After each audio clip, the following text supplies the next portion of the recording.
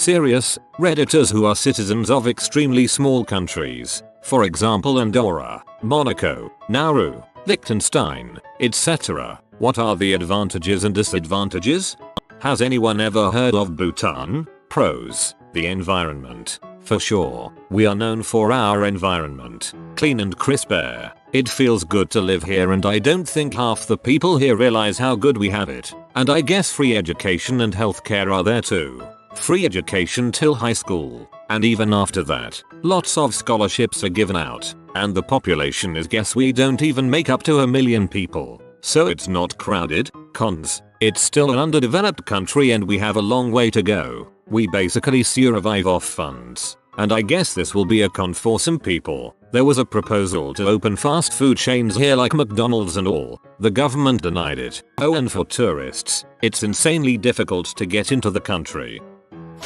Malta: basically everyone here is bilingual, if not multilingual. English and Maltese, yes, we have our own language. It's basically just a frickload of plagiarized languages with a few unique words. So if you wanna move here, don't worry, you don't have to put any effort in to learn a language. Our buses are cheap, but don't sit in the wrong place or a granny will stare you down. If you wanna move here, you need a small loan of $1 million. Don't ask what our strange H is, we don't even freaking know. Geckos everywhere. Please don't pick them up or hurt them. Chameleons. Don't freaking hurt them. They are rare and they are shy as it is. Our language is a mix of Arabic, Italian and a tiny bit of Latin throw in, cause why not? Our climate is Mediterranean until about November. Then frick you. Thunderstorms and hail included. All in all, it's pretty great. Just expensive to move here : I live in Moldova. The cons definitely outweigh the pros, some of them being: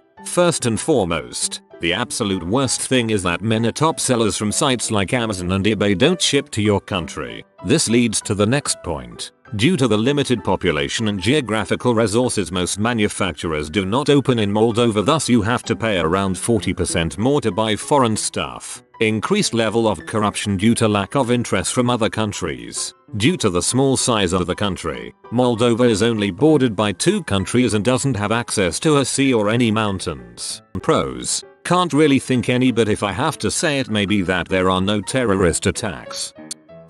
Bermuda. Population 65k. Obvious advantages of sun, pink beaches and spectacular scenery, as well as expats from all over the world. Disadvantages are cost of living, hurricanes, difficulty getting off the rock, and the tininess of the island. Coming from a similar sized island with 1/6 of the population off the west coast of Canada helped a lot with the adjustment. Loving the milder winter temperatures. You must really like islands. Coming from Luxembourg, public transportation inside the whole country is extremely cheap. Also, it's really easy to meet up with people. The travel times are short, and in the central capital you can find anything.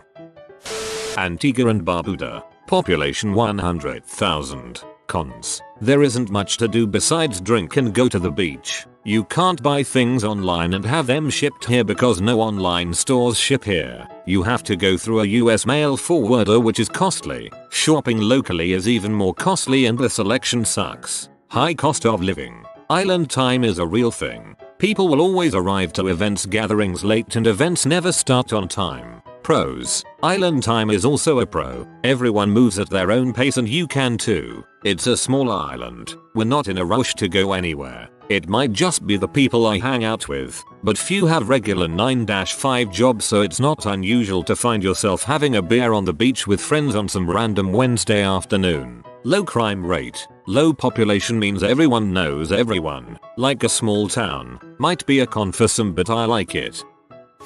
Iceland. Population 330,000. Pros are everyone knows everyone else. Cons: exact same thing. Pros: you have a better football team than England. Cons: sometimes your barber is out of the country for large swaths of time, beating England.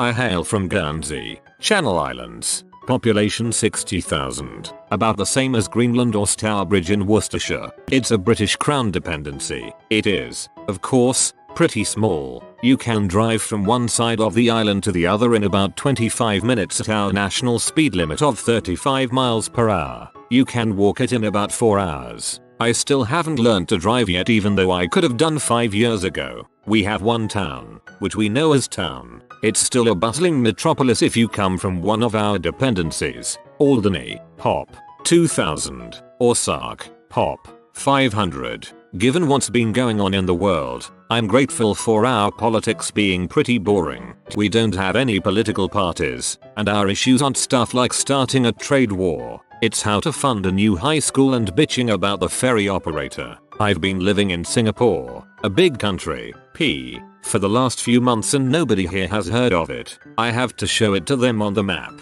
or lie and say I'm from the UK, and inevitably when I do show it to them I have to explain that no, we're not part of the UK. Yes, I'm a British citizen. It says European Union on my passport, but we're not part of the EU. But I stand to lose my rights to live in it. Thanks Britain. And we don't have an army, but the British are supposed to defend us, and we've only been invaded once in 1940, but they didn't then blah blah blah. Naturally it's a very close-knit community, and if you know a Guernseyman in Singapore it's probably me. Hi. Also, tax haven. Northern Ireland. We get dual Irish and British citizenship. Con. Legitimate terrorist organization member politicians calling other terrorist member politicians members of terrorist organizations. That, and the occasional bomb causing traffic in Belfast. Beulah. I live in Fiji, and like many Pacific Island countries, a major con is the isolation. We are a great distance from all of our neighbors, and certain food items are straight up impossible to get, or are very expensive. You won't believe what we are willing to pay for some blueberries. But that aside, I've never found the small size to be a huge problem. I grew up in the United States, and at the end of the day people can only manage social circles of a certain size. Being in a small island community hasn't made my social circle any larger or smaller. You do end up knowing a lot of people nearly everywhere you go, but that same phenomena occurs in small city in the United States all the time. In general, the culture and interests we share as a people makes everywhere you go feel very welcoming, and most people don't know this, but Fiji is made up of over 300 islands, so the amount of exploring in completely empty, near perfect islands you can do is endless. I'm from Estonia, though currently living in London, which isn't as tiny as Andorra or Liechtenstein but still relatively small, although there are other factors as well. One thing I've noticed is the effect of everyone knowing everyone, as is the case in a small country versus the anonymity of a big city like London. This manifests itself in a weird way. I'm a big gym goer, and in London I see it all the time that people just walk off leaving weights lying around and not cleaning up after themselves. Maybe partially because here they're one in a very big crowd. Nobody will know who didn't unload that barbell. In Estonia, however, the gyms are much more orderly. People always take their weights off and put things back, and I think it's to do with it being more easily visible if you're acting like a douche. Anonymity breeds douchebaggery. Familiarity counteracts it. Estonia has a great flag. I did some work in a tiny country called Niue. Population of about 1,600. Takes about an hour and a half to drive around the perimeter of the island. Everyone knows each other and it's just a completely relaxed place. I don't mean island resort style relaxing. It's just a place where every person is chill. The internet was so dang slow though. I've lived in two different small countries for years, Singapore and Brunei. Brunei is about the size of Delaware. Singapore is half of Los Angeles. Singapore is 10 times as densely populated as Brunei. Pros: and if you stick to the roads it's difficult to get lost, even without satnav, and quick to get around, to as far as anything over 30 minutes drive, and mobile reception virtually everywhere, and possibly cheap imports. There's little reason to set high tariffs for stuff that'll be imported anyway. Yes, big exceptions such as Singapore cars, etc. And geography and history is easier since there isn't dozens of states or counties to learn about. Cons: and you will have to vacation out of the country. Could be a pro, I guess, if you have a passport as good as Singapore's, but other smaller countries might not have such luck, and limited life choices domestically. It's not feasible to be a rancher in Singapore, neither is it to be a rocket scientist in Brunei. If your aspirations aren't found locally, you'll have to move. Depends. And you'll see familiar faces very frequently. Some people like it, some don't. And healthcare. Singapore has really good access to healthcare. Costs aside, bit for less dense Brunei, people do get airlifted overseas for critically urgent procedures, and public transport. In Brunei due to low density it hardly exists, while Singapore has one of the better ones in the world. Lived in Andorra for a while. Nice place, not much to do and really expensive. I also destroyed a hotel room. From Guam, tiny island in the middle of the Pacific, though we are a territory of the US. Pop, 160,212 square miles. Pros, super multicultural due to proximity to Asia and a bustling and diverse tourism industry. Japan, Korea, China, Russia. Beautiful scenery, beaches, hikes, weather. It's usually in the 80s and the ocean is warm. We're pretty American and our standard of living is pretty good. Cons. Shipping takes ages but at least we have it. If you don't like the outdoors, kind of boring. Crappy internet, traffic and non-existent public transportation. Nothing to do. Limited career opportunities. Costa Rica, 5 million people. Good, public transport is cheap and ubiquitous. Medicines are largely OTC and pharmacists can recommend medications for typical problems. Socialized medicine with a single payer model not unlike Medicare. No military and no military culture, and even war toys are prohibited. No heating nor cooling costs. BC weather is mild year around. Civil disobedience is a tradition, and protests are taught in the schools. Protesting is practiced regularly. The whole country has a very high walkability scale. You can easily use public transport for longer distances, and easily walk to your basic needs from almost any home, market, bank, bakery, post office, bus stops. But most things are imported, and are expensive due to taxes. Corruption is rampant. Petty theft and property theft, like through title theft, is rampant. I used to live in Nepal until I was 8. The country was super small and when I lived there, everybody hated the king and wanted a democracy so there were a ton of crowds protesting and etc. It was pretty crazy. Pros are that food in comparison to the US was super duper cheap I guess. $1 is like 100 rupees. I had family in India and we went there once a year I suppose. Everybody just knew each other and would randomly drop by at houses and talk and stuff. I am probably wrong but it felt safer there too. Since we knew everybody people would just keep an eye on each other's kids. I do live in Switzerland, which is bigger than Liechtenstein, but still small compared to its neighbors countries. I don't really see any advantage in living in a small country. The biggest disadvantage IMHO is having a dead downtown with shops that close at 6 p.m. I'm from Uruguay, a really small country in South America. Advantages. We can drive from south to north of the country in only 7:30 hours. We have a really nice weather and beautiful beaches. Disadvantages. Sometimes it's really freaking boring to live here. I live in Togo right now, which is smaller than Switzerland but slightly larger than the Netherlands. If the roads allowed travel above an average speed of 30 km/h, one would be able to drive from the border of Benin to Ghana in less than an hour. If the roads were modern, one would be able to drive from the northernmost point to the southernmost point in 7 hours. The reality is, however, that traveling here sucks. It is dangerous and expensive to the average Togolese citizen.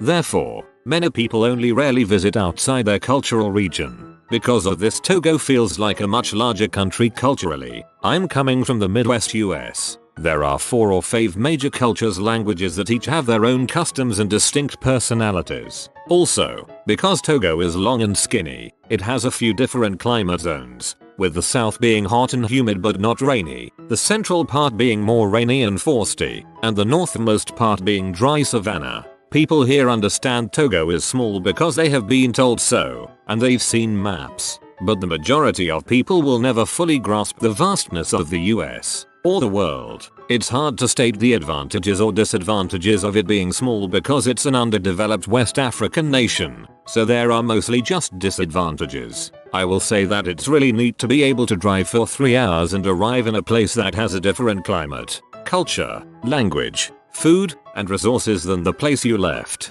Almost everything else I can think of is a challenge or a disadvantage. Side note, among the foreign worker crowd, we share info on all the places to eat, of which there are few, so I'm vaguely aware of the majority of passable restaurants in the entire country. Also, there are only 2 public swimming pools in the country outside of the capital, so once when going on a first date at a swimming pool I randomly ran into other Europeans I knew. It turned out alright because the date turned into a public relationship, but there was a moment where I was worried about fielding questions about my love life from half the foreign workers in the country. The gossip source is strong. Singapore. Kick-ass public transport system, but absolutely disgusting car prices. No matter how great the subway is, a car is better and I'd rather be able to buy a car. Why can't I buy a car? Because I've only got 2 kidneys, and even if I sold them both, I won't be able to spend my last day or so driving around. If most middle classes can buy a car, then just take a look at Manila's traffic and hey you. I live in the US but I was originally from Costa Rica. I can't speak for other small countries but in my opinion Costa Rica might be the most peaceful little country in the world. Only 4.8 million people, no military, breathtaking nature.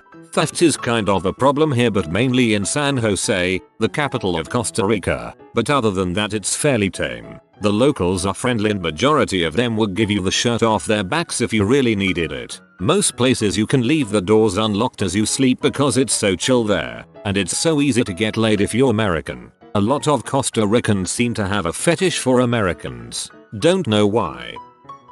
I live in Liechtenstein and it's a lovely place to live. You can easily stay in contact with pretty much everyone you've met growing up. You always run into someone you know everywhere you go and people will greet you on the street. It's a quiet and peaceful place and we enjoy a very high standard of living and crime rates as well as unemployment are very low. The problem is that there's really not much to do around here, especially if you're young. There's no club scene. We only have 2 movie theaters in the whole country, no shopping malls etc. And surprisingly, pretty much everyone that gets the chance to go to university, which is only a small amount due to our very strict school system, leaves for another country as soon as possible. I don't feel like we're very progressive socially and we're only very slowly changing since a majority of young people who could fuel the change for future generations would rather move to another country altogether. Fortunately, Austria and Switzerland are each only a 10-30 minute car ride away. I rarely ever go out in Liechtenstein because there's no real clubs and it's really expensive.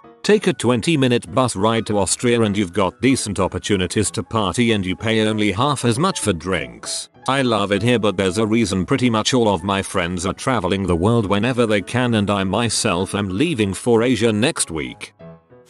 Mauritius. Population a bit over 1M. Everybody speaks 3+ languages. You can drive across the island in 1.5 hours. Cars are horribly expensive due to taxes. Like crappy Fords are 2x pricier. The relative obscurity of the country means that the people are pretty insulated from world affairs. Nobody cares too much. When I was a child, my teacher didn't know about the Iron Curtain. Rising ocean's gonna frick our crap up real soon though. Monaco resident here. Monaco isn't exactly sovereign as you'd understand it, so it's really much like living in France, except we pay less tax. Singapore. Advantages. Most parts of the country accessible to you. Mobile reception everywhere. Disadvantages. No way to take a decent vacation unless you leave the country. Everything's imported. Every single thing. Living in American Samoa. The advantages are that it is quiet and relatively safe to live. No property taxes. Food is plentiful, both grown and imported. Amazon does ship here, but not always. Bilingual speaking English and Samoan, US territory so access to funds. Thank you American taxpayers. The disadvantages are limited job prospects, healthcare, shortage of doctors, funding and subject to corruption. High cost of import goods and its remoteness makes travel quite expensive to the US. Education needs help. If you are new to the channel, you can subscribe. I publish new videos every day. Until then, check another video.